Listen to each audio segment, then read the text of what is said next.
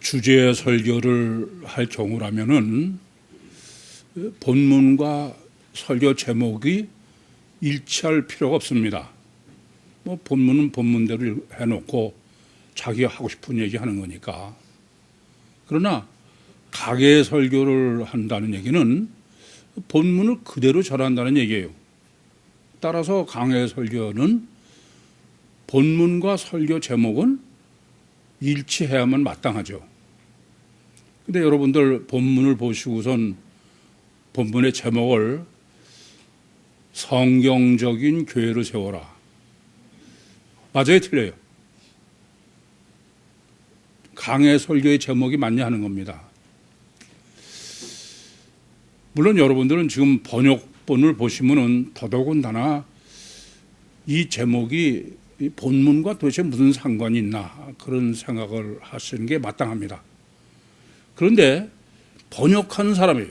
뭐 쟁쟁한 신학자라는 사람이 번역을 했는데 이 번역한 사람은 아무리 눈을 씻고 자기가 봐도 본문이 성경적으로 교회를 세우라 라는 주제로 쓰이는 거로 안 보이는 거예요. 그러니까 지멋대로 번역을 한 거죠.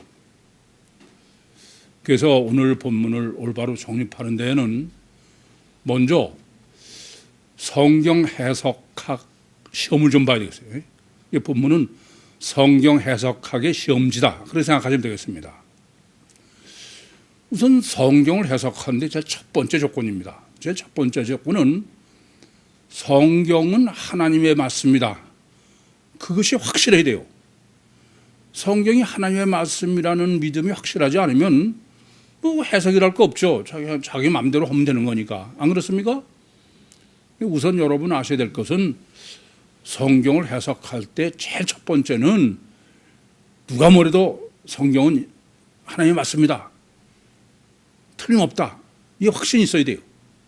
저도 마찬가지예요. 본문을 하나님의 말씀이라는 확신이 없이는 본문을 보면 이 본문은 도대체 왜 성경에 기록했나? 아니 지금 30절과 31절은 바울의 얘기니까 이해가 됩니다. 계속 바울의 사역이 진행되는 거 아닙니까? 근데 32절부터 41절까지는 아예 바울하고 상관이 없는 거예요. 바울은 뭐 영장 밖에 있는 거고, 그러고선 뭐 이 얘기 끝나고 나서 그 다음에 뭐 어떻게 됐다. 그런 게 아무 상관이 없는 거예요. 그러니까 도대체 이걸 왜 기록했나? 그런 생각이 드는 게 당연합니다. 이럴 때 성경은 틀림없이 하나님의 말씀이다. 그 확신을 가지고 고민하고 기도하고 하나하나 따져봐야 돼요. 두 번째, 성경 해석학의 두 번째 문제입니다. 그건 뭐냐 하면은 성경은 있는 대로 본다. 아니 성경이 하나님의 말씀이라고 그러면서 제가 이해 안 된다고 막 바꾸고 멋대로 보면 그건 말만 하나님의 말씀이지 실제로는 하나님의 말씀이 아닌 거죠. 그러니까 성경 해석학의 두 번째는 성경은 틀림없이 1.1획도 오류가 없는 하나님의 말씀이다. 그 확신을 가지고 있어야 돼. 그게 흔들리면 그다음부터는 그건 성경은 있으라 마나요. 뭐 축자 영감설이니 성경이 하나님의 권위니 그런 말을 합니다만은 근본적인 문제는 바로 있는 대로 본다. 그래서 저는 그것을 늘 성경은 백지에서 시작해야 된다.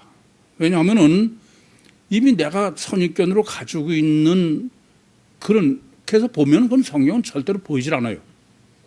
그래서 예수님께서도 마태복음 11장 25절에 이것을 지혜롭고 슬기 있는 자들에게는 숨기시고 어린아이들에게는 나타내심을 감사합니다 그랬어요. 항상 이걸 고민하셔야 됩니다. 있는 대로 봐야 돼. 이 번역자가 있는 대로 보지 못한 거예요. 그 대표적인 게 32절 말씀은 지금 그 모인 무리라고 번역된 단어는 에클레시아, 교회입니다. 그런데 번역자는 이게 교회론이라는 거는 도저히 이해가 안 돼. 그러니까는 모임 무리로 번역을 한 거예요. 만약에 본문을 그 모임 무리를 교회로 번역했더라면은 여러분도 생각이 많이 달랐을 거예요. 두 번째는 39절에 민회라고 봐요. 민회. 이것도 에클레시아입니다. 교회입니다. 이게 한 번만 그런 게 아니야. 39절에도 이것도 교회야. 에클레시아야. 아니야. 또 있어. 41절에 그 모임. 그것도 에클레시아입니다. 교회예요. 그럼 여러분 생각해 보셔. 모임이라는 단어가 32절에도 있어요. 모인 무리가 다 갈팡질팡 하다가 그럴 때 그 후에 이제 했다고 할 때가 모였다는 것은 순 에르코마예요. 같은 절 안에서 실제 모였다는 단어인 순 에르코마이와 에클레시아 교회라는 걸 똑같이 모임으로 번역을 한 거야. 번역자는 얼마나 고민이 많았겠어요. 이렇게 한 번도 아니고 무려 에클레시아 교회라는 단어를 지금 3번씩이나 반복해서 썼다. 그 말은 본문은 절대로 한눈 팔지 마. 이건 어떻게 고민을 하든 이것은 틀림없는 교회론이다. 그런 강조다. 그래서 성경은 있는 대로 봐야 돼. 이게 보통 중요한 문제가 아니야. 여러분들이 성경 보시면서 성경이 하나님의 말씀이라는 것은 이제 우리 교회에 오는 분들은 꽤 믿음을 가지고 있다고 저는 생각해. 근데 그래도 여전히 성경을 해석을 잘못하시는 것은 있는 대로 보지 못해서 그래. 그게 가장 큰 문제예요. 예수님께서도 있는 대로 봐야 성령이 역사하신다. 그렇게 말씀하신 게 마태복음 11장 25절입니다. 성경 해석학의 3번째 문제입니다. 3번째는 과학이고 실제고 이 점을 확실히 알아야 돼요. 과학이다 이게요. 여러분 생각해 보세요. 전지전능하시고 지혜의 근본이신 분이 바로 육체우선이요 가시와 결과만이 절대인 인간에게 계시하신 거예요. 그러면 인간 기준에서 완전해야 돼. 지혜가 모자란 도 아니는데 그걸 신비하게 성경을 계시했다. 그 사람은 전혀 성경을 하나님의 말씀으로 생각도 안 하는 사람이에요. 그건. 아예 그건 볼 자격이 없어요. 제가 본문을 설교를 준비하면서 성경은 과학이다. 그런 책을 하나 더 쓸까? 그런 생각을 했어. 참 이건 참 큰 문제입니다. 성경이 하나님의 말씀이라고 하는 한 성경은 완전한 과학이어야 돼. 여러분이 여러 번 말씀드려서 저는 맨 처음에 성경을 딱 보면서 깜짝 놀랐어. 이 세상에 가장 완전한 책은 성경밖에 없더라 이겁니다. 그래서 본문은 과학의 반대인 신비로 보는 그게 32절부터 34절에 에베소 사람들이 우상 그게 틀렸다 이거예요. 이게 성경은 신비가 아니다. 완전한 과학이다 이게. 여러분이 그것이 흔들리면은 여러분 성경 보나 마나야. 네 번째는 통일성이에요. 전지전능하시고 절대선 절대의고 알파야 오메가이고 최선으로만 하셔. 시작하기 전에 미리 결과를 하셔. 그런 분이 계시를 하면서 갈지자로 하셨다. 그건 전혀 성경을 하나님의 말씀을 보는 게 아니에요. 아무리 안 보여서 그래도 맨날 몇 달을 고민하고 기도를 하더라도 그건 직선으로 볼 수 있어야 돼.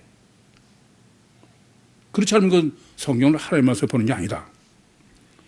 오늘 본문도 그렇습니다. 지금 30절과 31절은 지금 연극장 바깥의 바울이야. 그리고 지금 본문의 주 내용은 32절부터 41절까지인 연극장 안의 스토리입니다.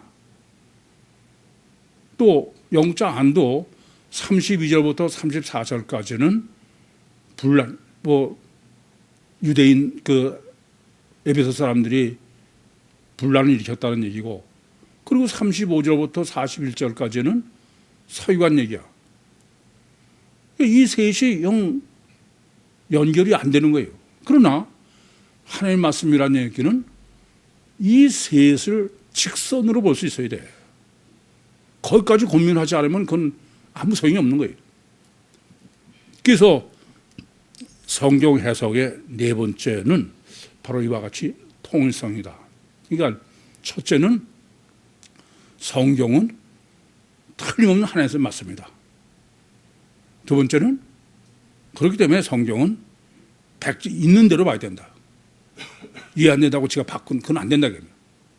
세 번째는 성경은 과학이지 신비가 아니다. 네 번째는 통일성의 모순이 있으면 그건 하나님 말씀이 아니다. 성경 해석하면 안 된다.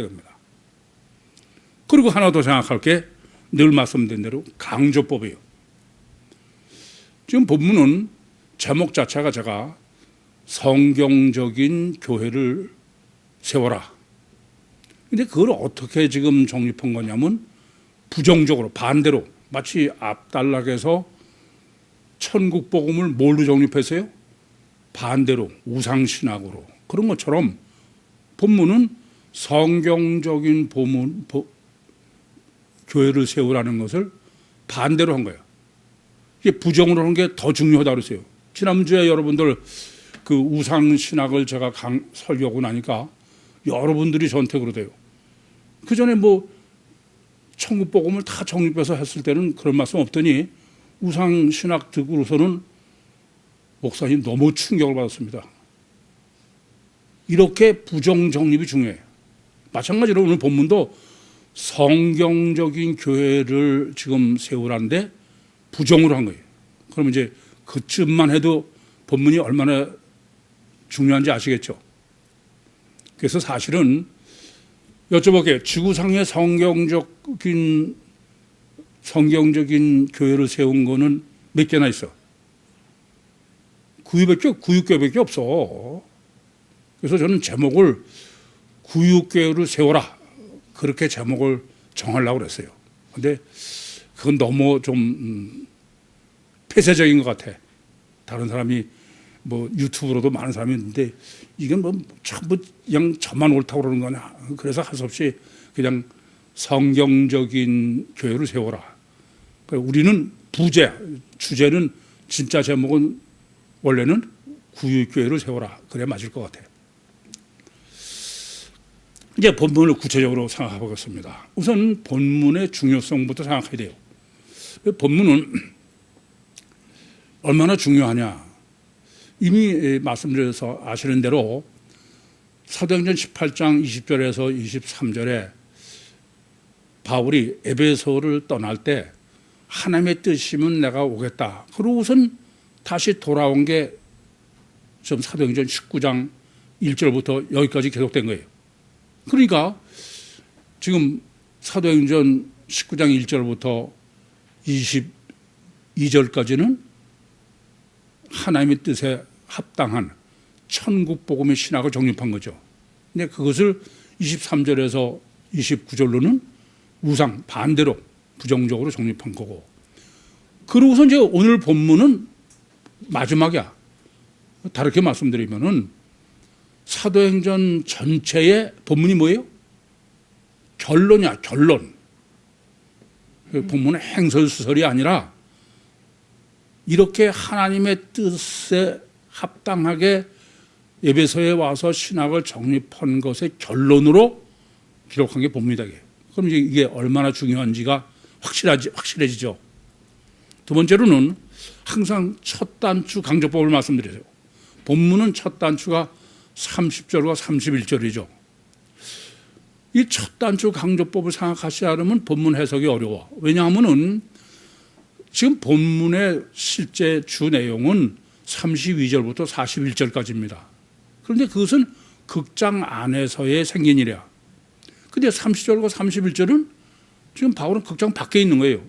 그러니까 바울이 극장 안에 아무런 영향을 미치거나 그럴 수가 없는 거예요. 그렇죠?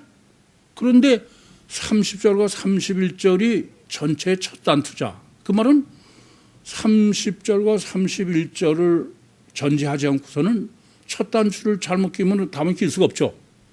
그래 무슨 말씀이 되냐면은 32절부터 42절까지 극장 안에서의 사건을 해석하는 데에는 절대적 조건이 뭐냐면은 30절과 31절이에요. 첫 단추다게. 이해됩니까? 그런데 보시다시피 그건 지금 아예 직접 관계가 없어. 그러면 어떤 관계로 지금 정립하라는 얘기예요? 이게 대접법이야. 이해되시죠? 극장 밖과 극장 안에 대접법으로 본문을 정립하라 이겁니다. 그래서 바울은 지금 극장 밖에 있고, 이 지금 32절 안에는 극장 안이고, 바울은 개인이고, 극장 안에는 집단이고, 최소한도 이 대비는 생각하셔야 돼요. 그러면 첫 단추인 30절과 31절이 왜 이렇게 중요하냐? 그건 29절의 문제죠. 바울과 같이 다니던 사람 중에서 가이오와 아리스다고 두 사람이 극장 안으로 잡혀 들어갔어요. 그죠? 그리고 우선 그 극장 안에 있으니까 그걸 어떻게 정립해 드렸냐면은 극장 바깥에 있는 바울은 이중체다. 그렇죠? 지난주에 정립해 드린 거야. 그래 안 그래요? 극장 안에는 뭐예요? 단일체다. 그러니까 무슨 말이냐면은 그냥 극장 안으로만 정립하는 게 아니라 극장 안을 정립할 때 극장 밖의 이중체와 극장 안의 단일체. 아시겠어요? 개인과 집단. 그 대비를 생각하고 본문을 정립하라게. 이해되죠? 그냥 본문은 아까도 먼저 성경 해석학을 했는데 그것을 지금 하나하나 정확하게 여러분에게 정리하는 대로 따라오시면 쉬워요. 그렇지 않으면 이게 보통 복잡하지 않지. 그래서 미리 여러분에게 잘 따라오실 수 있게 하려고 성경 해석학 먼저 한 겁니다. 그러면은 이제는 극장 안으로 들어가야죠. 연극장 안으로. 또 말씀드리지만 하나님의 말씀을 해석하려면은 뭐부터? 있는 대로. 백지 상태로. 그럼 뭐부터 해야 되느냐? 연극장부터 해야죠. 연극장. 제가 이런 말씀드리죠. 성경에 양이라는 단어가 나왔대요. 양. 그러면 먼저 실제 양이 어떤 거냐 이게요. 실제 양과 아무 상관없이 양이라는 단어를 성경은 쓰지 절대 그렇지 않아요. 그러니까 뭐 세상 죄를 지고 가는 하나님의 어린 양을 봐라. 그럴 때도 그 양은 실제 양이 전제된 거예요. 마찬가지로 본문에서 연극장이다. 그러려면은 실제 연극장을 먼저 정립해야 돼. 여러분들이 본문의 해석을 전혀 못하는 거는 이 점이 안 돼 있어 그래. 기초가 전혀 안 돼 있어. 연극장부터 해야 돼. 그럼 연극장이라는 건 뭐 하는데요?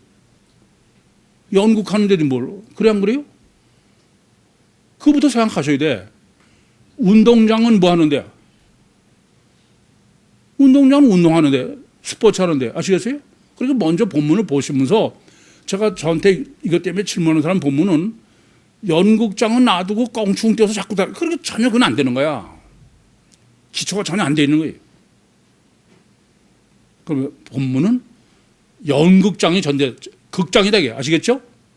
그럼 연극장에는 반드시 누가 있어야 되냐면은 연극 배우가 있고 관객이 있어요. 그래 안 그래요? 그러고선 아니 이게 연극장이라고 그랬으니까 여기는 그럼 이제 보나마나 배우가 있고 그리고 관객이 있을 거다. 그러고 봐야 돼. 그럼 본문에서 배우는 누구냐? 바울과 동행하던 두 사람, 가요와 아리스다고. 또 하나는 유대인 알렉산더. 그걸 이렇게 배우로 연기를 하는 거, 배우가 연기하는 거로 보지 못할까봐 33절에 보면은 여러분 생각해봐. 유대인들이 뭐하러 알렉산더를 앞으로 밀어내요? 예? 그게 무슨 소리예요? 배우가 무대 위로 올라온 거예요. 그래서 이 알렉산더가 손짓하고 발명했대. 뭐 했다는 얘기예요? 연기했다 얘기예요. 이해됩니까? 그러니까 지금 본문에서 그 연극장의 가장 본질을 정립해야 되는 문제는 배우는 지금 이렇게 바울과 같이 다니는 두 사람과 그리고 유대인들이다. 그리고 관객은 관람자들은 에베소 사람들이다. 됐습니까? 이건 제가 무슨 어거지 안에 써 있는 대로야. 아시겠어요? 그런데 문제는 이것은 지금 사도행전 19장의 결론이에요. 그 사도행전 19장은 에베소예요. 에베소 아시죠? 바울이 에베소에서 정립해 준 게 집단교회입니다. 그래서 지금 본문은 그 에베소의 결론으로 뭘 정립하는 것이냐 하면은 집단교회의 신학이야. 집단교회. 그래서 본문에는 32절과 39절과 41절에 교회 에클레시아를 기록한 거예요. 그럼 이런 얘기죠. 연극장이 이제 뭐로 바뀐 거예요? 집단교회로 바뀐 거야. 이해되시죠? 그럼 집단교회면은 교회는 목회자가 있을 거 아닙니까? 목회자가 누구예요? 배우가 목회자라 이거야. 그래서 지금 목회자가 배우라는 설정 때문에 먼저는 바울과 같이 다니던 사람이어야 돼. 아무나 목회자가 되는 게 아니잖아요. 그래 안 그래요? 바울과 같이 다니던 두 사람이라는 거야. 또 하나는 유대인인 거예요. 이방인이 아니다 이거예요. 그러니까 이런 얘기죠. 목회자는 바울과 같이 다니는 사람이나 유대인이에요. 유대인 뭐 성경도 알고 그렇다는 얘기죠. 그리고 교인들은 관중이죠. 관객. 그것은 이방인들이야. 이해되시죠? 에베소 사람들. 이해가 잘 안 돼요? 어렵지 않잖아요. 이거 뭐 그냥 정확하게 대입을 하는 건데.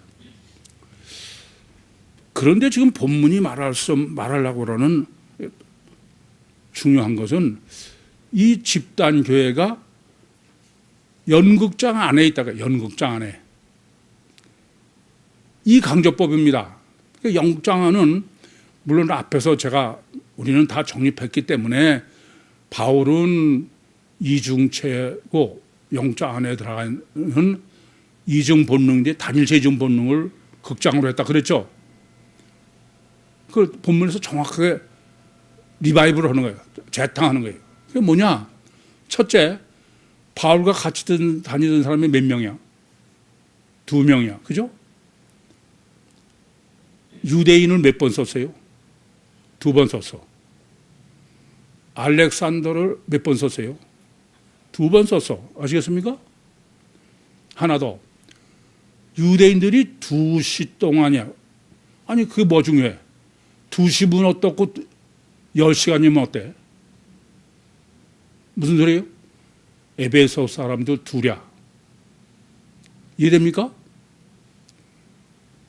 지금 극장하는 어떤은 뭐냐 하면은 단일체 이중 본능을 가지고 있는 그런 가시적 교회다 이게요. 그게 극장교회야. 지금 이 극장으로 계시된 것은 가시적 이중 본능, 단일체 이중 본능의 가시적 집단교회. 그게 지금 본문의 극장교회예요. 어렵지 않죠? 정확하게 정립하셔야 돼. 이건 보통 중요한 본문이 아니니까. 그래서 지금 본문이 말하려고 하는 거는 이 지금 극장교회는 왜 교회를 극장으로 했어요? 극장교회는 교회가 아니다 이거야. 그건 극장이지. 이해됩니까? 극장, 이렇게 단일체 이중 본능의 목회자, 교인들이 있는 거는 보기에는 교회로 보여. 근데 그것은 교회가 아니고 극장이다 이거야. 뭡니까? 피복음 교회야. 피복음은 예수가 어떤 분이에요? 단일체 이중본능이야. 육체 자체가 육체 문서 하나님이다. 그게 피복음 아니에요? 그러면 거기서 목회하는 목사들이나 그 교회 다니는 교인들은 전부 극장이야. 아시겠어요? 이게 좀 심각한 문제입니다. 지금 본문은 2000년 기독교가 교회라고 간판 붙이고 있는 거는 전부 극장이지 교회가 아니다. 그걸 지금 사도행전 19장에서 이미 딱 정립해 놓은 거예요. 꼼짝 못하게. 그래서 이 교회는 지금 분란이어야 돼요. 분란. 이 분란이라고 번역된 승케오라는 단어는 섞여 있는 거야. 뒤죽박죽. 진리가 아니죠. 그럼 어떻게 해서 이런 우선 첫째는 이런 연극장 교회가 생겼냐. 이것은 인간은 아담 후손은 육체 후손이요, 가셔 결과만이 절대요, 철저히 자기중심이요, 마귀가 기름 부음 받은 원죄의 우상이 소원인 단일체 이중 본능이 그야말로 불가항력적 본능을 가지고 있는 거예요. 이런 사람의 이 극장교회란 어떤 거냐? 극장에는 뭐예요? 쇼한다게 쇼. 이해됩니까? 그 쇼를 하는데 목회자도 교인도 다 쇼를 하는 거예요. 아니, 전 본문 보면 너무 정확해. 지금 기독교라고 피복음 교회를 그러는 건 전부 누가 교인이에요? 이방이냐? 안 그래요? 예수님은 이스라엘 집에 잃어버린 양에는 가지 말라고 그러는데도 그것은 극장이지 교회가 아니다. 그러면 이게 심각한 문제가 되는 거는 지금 본문 보시면 이 교회는 어떠냐면 이 어떤 사람이 이 말하고 어떤 사람이 저 말 한다. 그래요. 교회라는 게 어떤 거냐? 아니, 생각해 보세요. 유일신의 유일한 성경만이 유일한 근거야. 그러면은 당연히 복음도 하나고 교회도 하나고 그래야 돼요.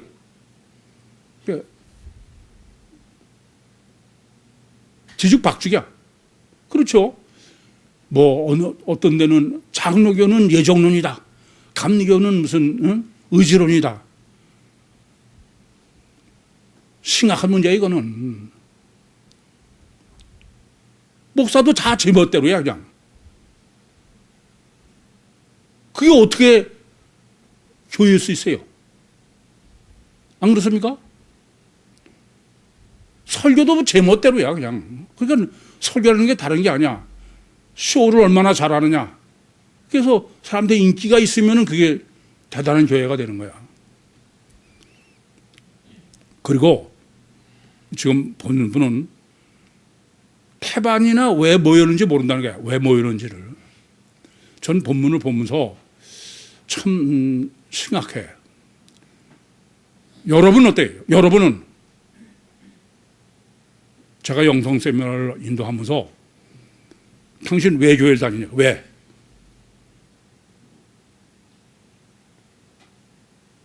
근데 왜 교회를 다니는지 전혀 몰라. 저는 30년 동안 영성 세미나를 인도하면서 당신 왜 교회 다녀? 왜 다니는지 몰라. 아는 사람 하나도 못 봤어. 한 사람도 못 봤어요. 여러분 이제 세미나 때 들어서 이제 왜 교회 다니는지 아십니까? 천만에! 그건 관념이야. 왜 교회 다니는지 아직도 모르는 거예요. 왜 교회를 다니는지 여러분이 알면은 전혀 틀려요, 이거는. 심각한 문제야. 마음대로 해, 그러니까.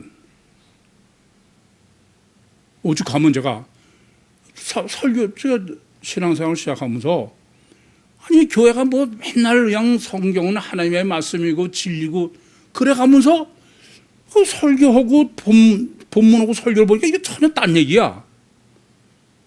제가 뭐 여러분 잘 아시죠? 그게 도대체 본문대로 설교하는 사람을 찾느라고 몇 년 동안 아무리 헤매도 없어. 그런데 무슨 뭐 진리의 말씀이야 그러면서 내가 보면 또라이들에 미쳤어.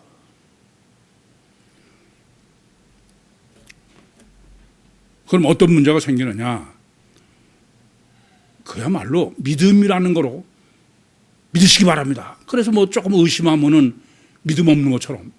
그 믿음은 뭐에 쓰냐면 맹신맹종에 쓰는 거야. 그게 믿음인 줄 아는 거예요.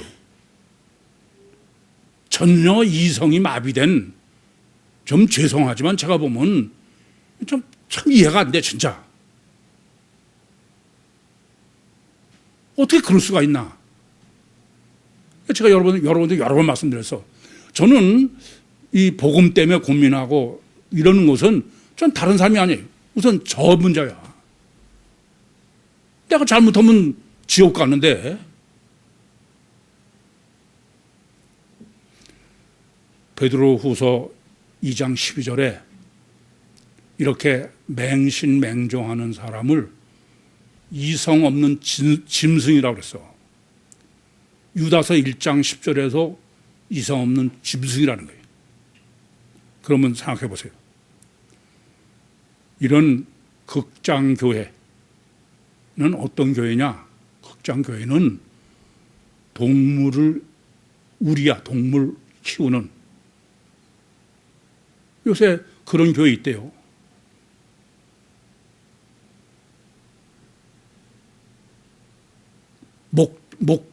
목양교회. 목양교회를 직접 해석하면 뭐예요? 짐승 키우는 데지. 그 제목 참 교회 이름 잘 지었다 그랬어요.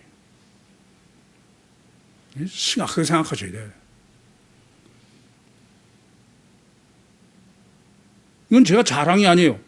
오늘 저는 1441번째 설교야. 왜 하나지 무슨 몇 개야?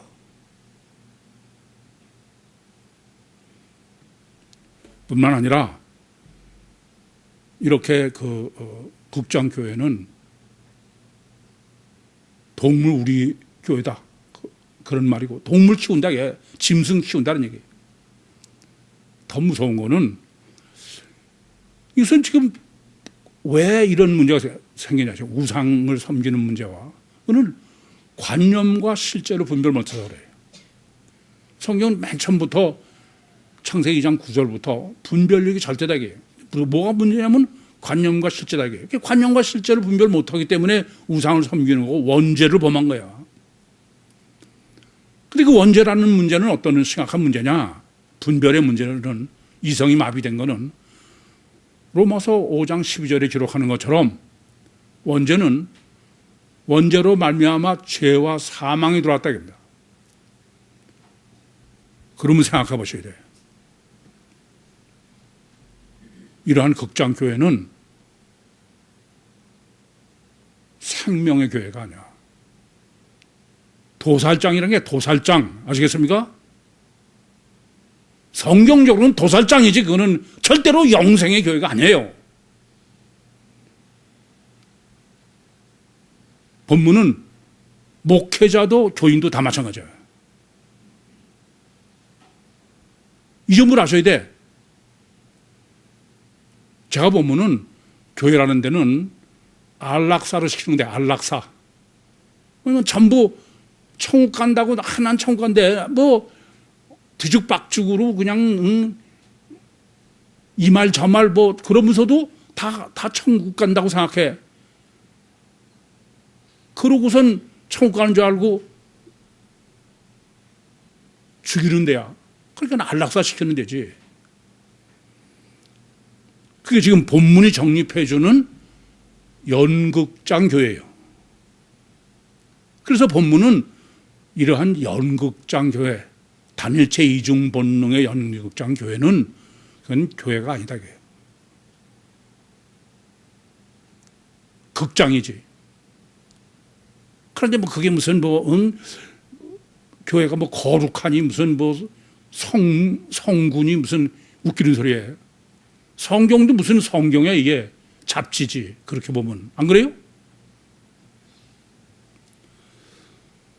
그래서 본문은 이렇게 연극장 교회,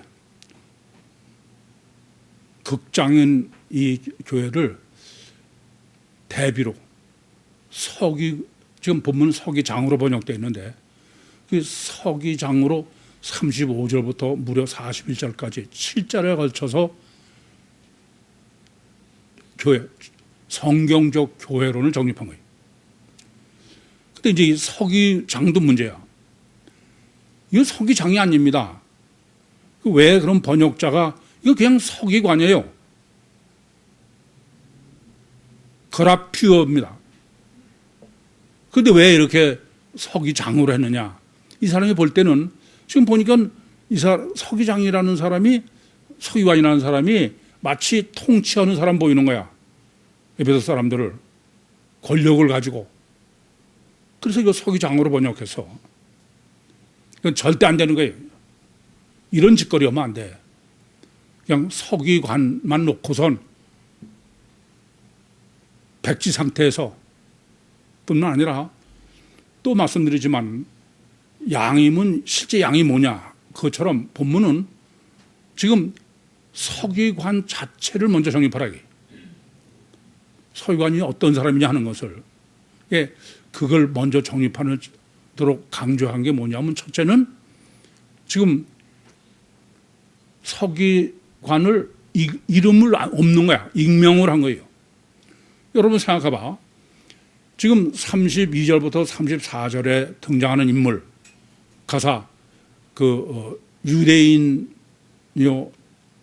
알렉산더, 또 그 후에 나오는 데메트리오, 이 사람하고 서기관하고 어느 사람이 더 중요한 인물이에요?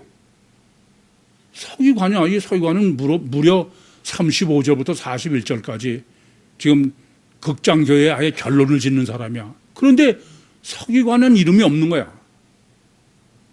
그게 강조법이에요. 그건 뭐예요? 서기관 자체를, 양이 어떤 거냐? 서기관 자체를 하라게. 서기관 자체를 정립하라게. 서기관이라는 게 어떤 사람입니까? 서기관은 그 문자 자체가 그라페입니다. 그라포예요. 글자야, 글자. 그러니까 서기관이라는 의미는 문자주의야, 문자. 써 있는 그대로. 우리가 흔히 얘기하는 율법주의 이런 거죠. 그런 사람이야. 그래서 이 서기관은 원래 어디서 나왔냐면은 유대인들이 성경을 필사하죠. 그전에는 그 인쇄설이 발달 안 했으니까 필사할 거 아닙니까? 그 필사하는 사람이야. 그 필사하는 사람은 앞에 기억 써 있는 걸 니은으로 할 수 있어요? 그건 안 돼. 절대로 그대로만 하는 거지. 그러니까 지금 본문에서 서기관을 강조하는 것은 이 사람은 있는 그대로밖에, 그걸 강조하는 거다 이게요. 뿐만 아니라 이 사람은 지금 에베소 32절서부터 34절과 대절로 이룬 게 서기관이에요. 그럼 32절과 34절은 신비주의자들이야. 그래 안 그래요? 그럼 이 사람은 어떻다는 거예요? 이성이죠. 무슨 말씀이냐면은 육체 우선요, 가시적 결과 기준으로 있는 그대로 이성적이요, 합리적이요. 그게 지금 이 사람이 논리 전개하는 거 보세요.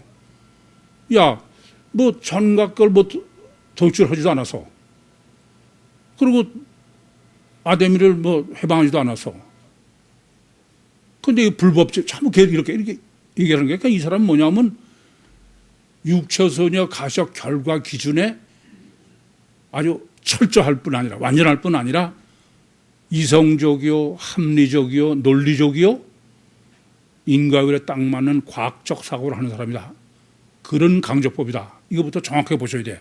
그렇지 않으면 본문 해석이 안 되는 거예요. 그러니까 본문은 그러니까 신비의 그 에베소 사람과의 대절을 이룬다. 그런 강조법이라는 걸 생각하시면 어렵지 않습니다. 그러면서 지금 이 사람은 서기관 교회예요. 그게 39절입니다. 강의 시간에 하겠습니다만은 지금 정식으로 민회에서 결단하라. 그럴 때 그 민회로 번역된 게 에클레시아 교회입니다.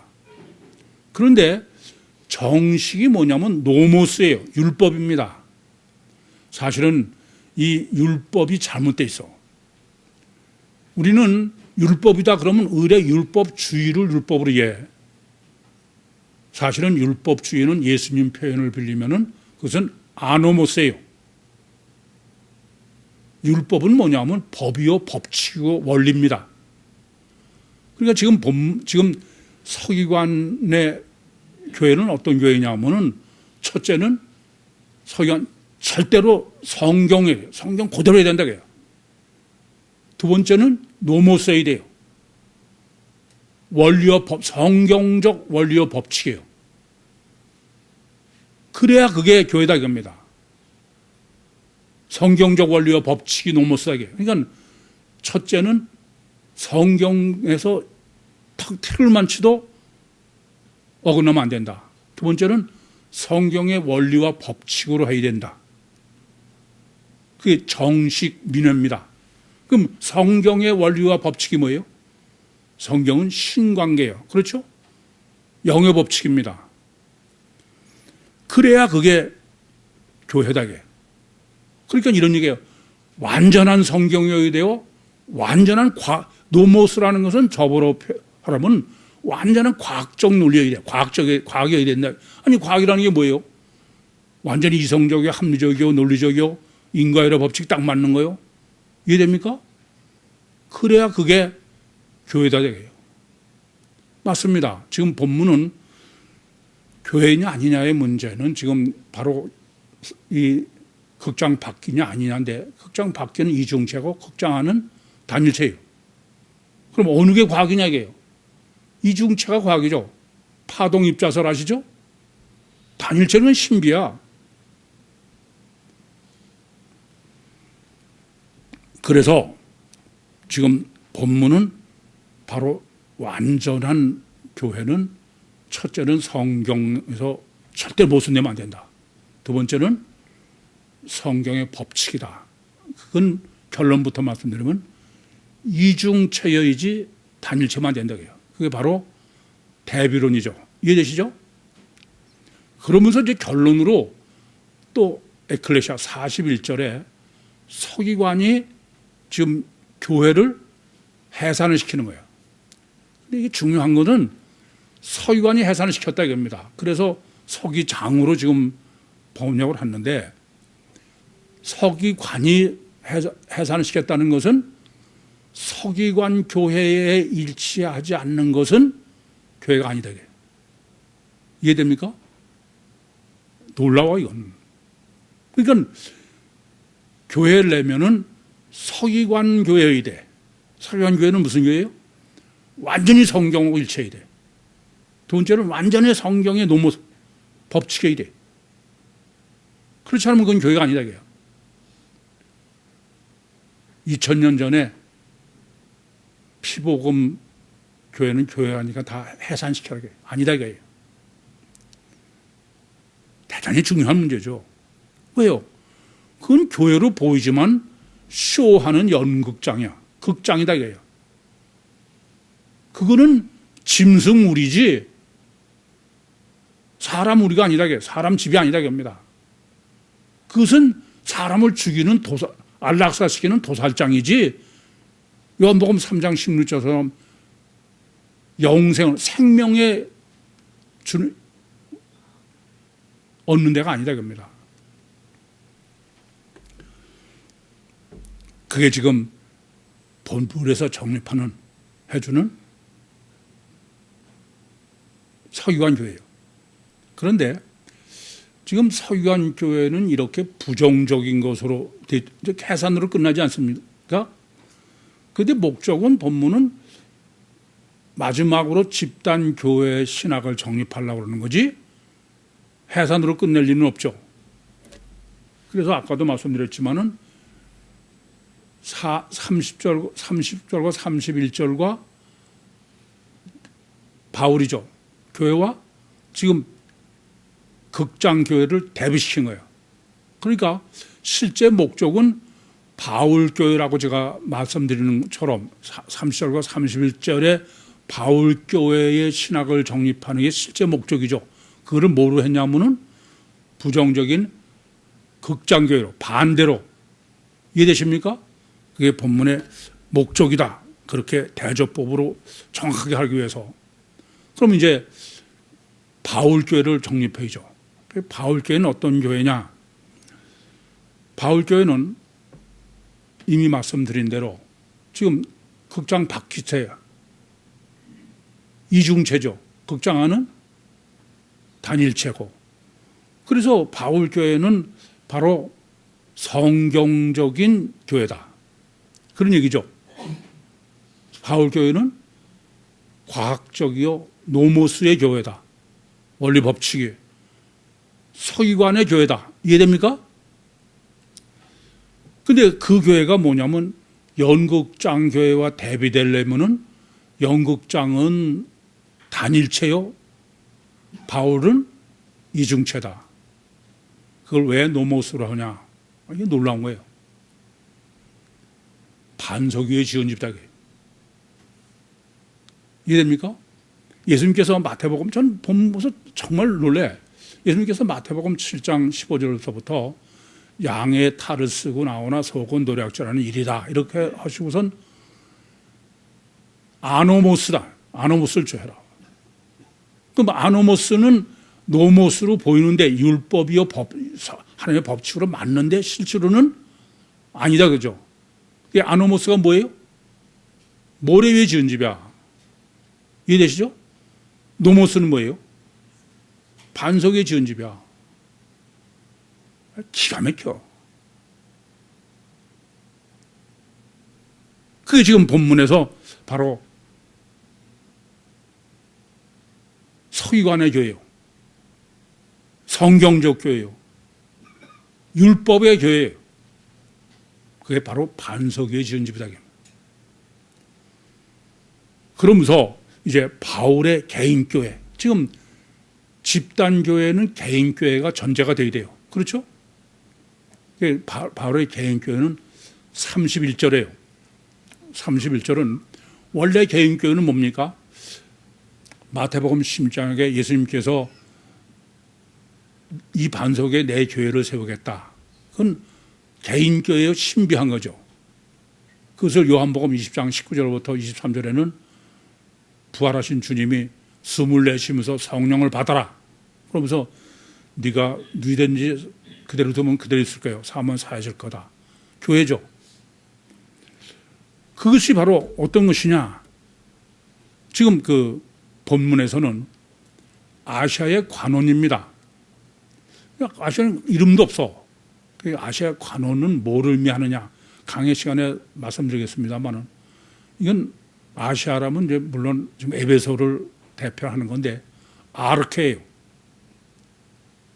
그러면서 번역본으로는 지금 사람을 보내가지고선 연극장에 들어가지 말라고 권한다고 돼 있죠. 근데 그 연극장에 들어간다는 헬라어 원문은 디돔이에요. 디돔이 헤아우토. 너 자신을 주지 말아야 해요. 직역하면. 그러면서 권했다는 것은 파라칼레요. 파라크레토스.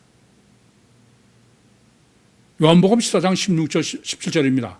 내가 아버지께 구하였으니 그가 또 다른 보혜사를 너에게 주사. 디돔이. 그러니까 바울 개인은 바로 이와 같이 마태복음 16장, 요한복음 20장에 그것이 사도행전 2장 오순절의 임마누엘은 그것을 지금 아시아의 관원으로 벌써 성령의 임마누엘 교회, 개인교회가. 이해됩니까? 그것은 강의 시간에 우선 더 설명을 드리겠습니다. 뿐만 아니라 지금 이제 그것은 31절이에요. 근데 집단교회예요. 집단교회는 어떤 교회냐면은 방금 지금 말씀드린 것처럼 바울은 개인교회예요. 보혜사 성령으로 거듭남. 그런데 지금 바울을 들어가지 말라고 말리는 사람은 누구예요? 제자들입니다. 그럼 이 제자들이라는 게 어떤 의미로 제자들이라고 썼느냐? 그 문제죠. 그 영장 안에 들어간 사람은 바울과 같이 다닌다는 건 겉보기만 같이 다녔다는 의미예요. 그럼 이 제자는 무슨 의미겠어요? 가치관이 이중체로 바뀐 사람이에요. 교회는 뭐 어떤 게 교회냐? 성령으로 거듭난 사람과 가치관이 이중체로 바뀐 사람이 그게 교회야. 그래서 성경적 교회는 구육교회예요. 구육교회는 여러분이 영성 세미나가 가장 중요한 게 뭐예요? 영성 세미나는 단일체에서 이중체로 가치관이 바뀌는 거야. 그래 하나 구육교회 나오는 거야. 이해됩니까? 여러분이 가치관은 이중체로 바뀐 척 하면서도 실제로 안 바뀌었으면 그건 심각한 거야, 사실은. 그러니까 전문 본문에서 지금 서유한 집단교회는 어떤 교회냐? 성령으로 거듭났다고 보입니까? 전혀 모르지. 거듭난 사람은 물론이거니와 제자들은 가치관이 이중체로 바뀐 사람인 거예요. 그러니까 제가 여러분이 가치관이 이중체로 아직도 바뀌지 않았으면 그건 몸만 나왔지 그건 아니에요. 이건 심각한 문제야. 그러니까 지난주에도 그 사람은 보기와는 다르게 우상을 섬기는 사람이다 이겁니다. 지금 본문은 이 집단교회를 신학을 결론으로 한 거예요. 이 실제로는 결론이 어디에서부터냐면요. 사도행전 16장에 바울이 안디옥에서 떠나서 그래서 마게도냐로 해서 아가야로 해서 고린도로 해서 그래서 지금 에베소예요. 그러니까 뭐 아덴은 이성적이라는 거로 다 해놓고 그리고 고린도는 이중체 그래서 지금 에베소입니다. 그리고 이게 결론이야. 무슨 말입니까? 집단교회가 절대다 이거야. 이 점을 아셔야 돼. 집단교회는 절대예요. 이걸 잘못 아시면 안 돼. 그래서 어떻게 하면은 지방뿐 아니라 전 세계에 구육교회를 세울까? 여러분 정말 기도하셔야 돼. 이건 하나님의 소원이에요. 왜 그러냐? 이 점을 아셔야 돼. 우리는 무슨 참 심각해. 물론 여러 가지 문제 때문에 그럴 수 있어요. 유튜브 때문에 뭐 그렇게 해서 멀리는 사람이 들 수 있죠. 그러나 그 사람들도 어떻게 하면 집단 교회를 만들까를 여러분 기도해야 돼. 이 점을 아셔야 됩니다. 우리는 자꾸 주일 성수를 해라. 그래가지고 어떤 목사는 주일 성수 안 하면은 지옥 간다. 그런 말을 하는데 주일 성수가 중요하지 않은 게 아닙니다. 중요합니다. 지금 본문은 집단교회를 강조하는 건 뭐예요? 주일 성수 중요하다는 거야. 그 점을 아셔야 돼. 교회 봉사? 중요하지 않은 게 아니에요. 이 점을 아셔야 돼. 다만 본문은 이 점입니다. 주일 성수라든지 교회에서 봉사라든지 가치관이 아직도 단일체인 사람, 그 사람은 그건 다 의무로 하는 거예요. 주일 성수도 의무요, 봉사도 다 의무로 하는 거야. 그래 뭐 어쩌고 저쩌고 당번이 맞고 어쩌고, 제가 들으면 저는 아무 소리 안 하지만 저 사람은 아직도 가치관이 아직도 아니구나. 가치관이 이중체로 바뀌면 어떠냐? 아니요. 주일 성수 소원이 돼. 의무가 아니라 소원이 되는 겁니다. 그게 구약에서는 시편에 많이 나옵니다마는 성전에 올라가는 노래야. 성전에서 한 날이 다른 나라 첫날보다 더 좋습니다. 성전에 문지기라도 저는 그거는 허락으로 해서 되는 거 아니야. 여러분들 그건 스스로 알아. 내가 교회 출석을 하거나 봉사를 하는 게 의무로 하는지, 그게 정말로 하고 싶어서 소원으로 하는지. 가치관이 아직도 단일체인 사람은 그건 뭘로 아느냐? 자기가 소원이면 의무로 하면 그건 다 아니에요. 가치관이 바뀌면 소원이 되게 돼 있어요. 제 말씀을 드려서 좀 죄송합니다만은 저는 가치관이 바뀌고 나니까 이건 못 말리겠더라고요. 그렇게 주일이 기다려줄 수가 없어. 새벽부터 밤까지 가서 교회에서. 지금도 아니 1부, 2부, 강해 뭐 다 상담까지 그게 다 즐거워서 하는 거지 의무를 못해. 노래학교 엄마를 보면서 제가 성경 질달해요. 몇 년 전만 하더라도 노래학교 엄마들이 뭐 다른 게 아니에요. 자기 자식들 점심에 먹이는 건데 해야 되느냐 말아야 되느냐 누가 해야 되느냐 뭐 당번이 어쩌냐 말이 무지하게 많았었어. 그래서 저는 다른 말은 안 해. 그냥 듣고선 가치관이 아직도 단일체니 어떡하냐. 이중체로만 바뀌어야지. 그래서 저는 놀이학교 공룡시간 상담도 딱 초점은 이중체로 바꾸로만 하는 거야. 이중체로 바뀌니까 어떤지 아세요?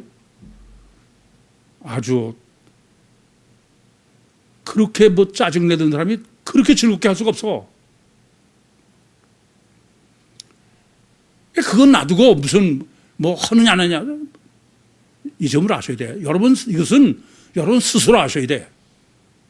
내가 가치관이 아직도 단일체인지 실제로 이중체인지. 이중체 되면 그건 못 발려. 조금 전에 말씀드린 건 소원이 되는 거예요. 이게 지금 본문은 이중체와 단일체의 대비론, 바울과 연극장의 대비론, 사실은 교회와 우상의 대비론이야. 그래 안 그래요? 이거는 제1계명과 제2계명의 대비론이야. 이해됩니까? 무슨 말인지? 이걸 잊지 마셔. 내 가치관이 이중체로 바뀌지 않는 한 성령은 역사하시지 않아. 단일체로 있으면 그건 우상을 섬기는데 성령 역사할 리가 있어요? 이 점을 아셔야 돼. 저는 놀이학교 애들을 어떻게 바꿔? 어른 애들을. 엄마의 가치관이 이중체로만 바뀌면은 아니, 애들은 다 바뀌어. 애들이 안 바뀌는 거는 엄마의 가치관이 아직도 단일체이기 때문에 그래. 이중체라 영이 실체 거기에만 성령이 역사하셔. 명심하시기 바랍니다. 이중체가 과학이에요. 완전한 과학이에요. 영의 실체는 완전한 과학입니다. 가치관이 이중체로 실제로 바뀌어서 이 땅에 사는 동안에도 제1계명처럼 늘 주님과 실제적인 동행, 성령의 역사로 육신과 세상을 승리하시고 주님과 함께 저 영원한 천국의 영광을 다 영원히 함께 누리는 종말 때 선택받으신 교회 모든 식구들이 되시기를 간절히 소원합니다. 기도하시겠습니다. 살아계신 아버지 하나님, 은혜와 사랑을 감사합니다. 여기까지 말씀하시고 여기까지 인도하시고 역사하신 주님, 주님 소원대로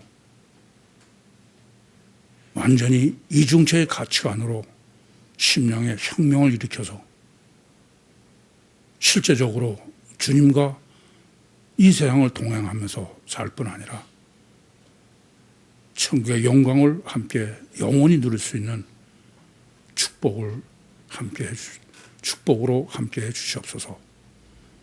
예수님의 이름으로 기도하옵나이다. 아멘.